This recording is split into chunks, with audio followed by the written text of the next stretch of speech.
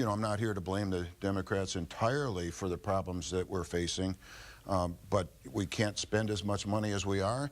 And, you know, the most important thing to me is my freedom, and that's going away at a very rapid pace. You know, you hear this a lot, that people feel like their freedoms are being eroded. What specifically are you talking about there? Because I think a lot of people who don't have that viewpoint, sometimes they don't understand that message. Well, for example, there's almost no financial privacy in this country anymore. We're militarizing our local police, and in many ways, we're setting up the trappings of a police state, and I think this is a very dangerous road to go down. A big one to my mind is the Department of Education. I know it's only $71 billion under the new budget. Sure. But still, it's something that we shouldn't be doing at all. And there's a whole bunch of things that aren't federally that aren't authorized by the Constitution, and either we abide by that, or the federal government can do anything that it wants. Do you feel like programs such as Common Core, you know, you talk about the Department of Education, we've heard a lot about Common Core, and that's something that didn't necessarily come out of the Department of Education. It came out of the National Governors Association, but we know that it's being funded, and states that adopted that were guaranteed some money if they did so. Well, I've spent the last 12 months fighting Common Core. It's the one issue I've spent the most time on.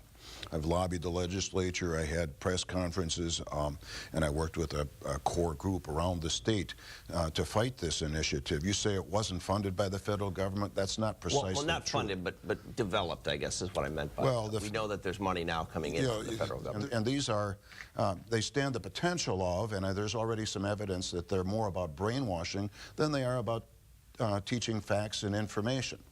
How, you know, I've heard that before about the brainwashing, and where, I guess, I don't see anything in the law that specifically relates to brainwashing, or in the standards or in the testing that relates to brainwashing, but where does that come from in your mind? Why do you think that a lot of people out there like yourself have that feeling?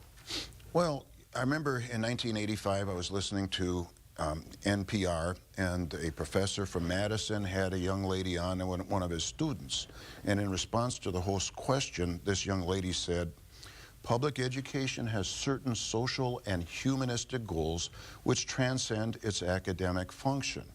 I don't know what exactly that is intended to mean, but it demonstrates that there's more to it than teaching kids how to think. They have a point of view that they want to get across. I see.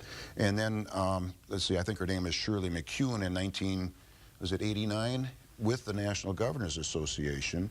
You know, she's point blank said that the purpose of public education is no longer the transmission of facts and data, but is in fact attitudes, inclinations, and beliefs.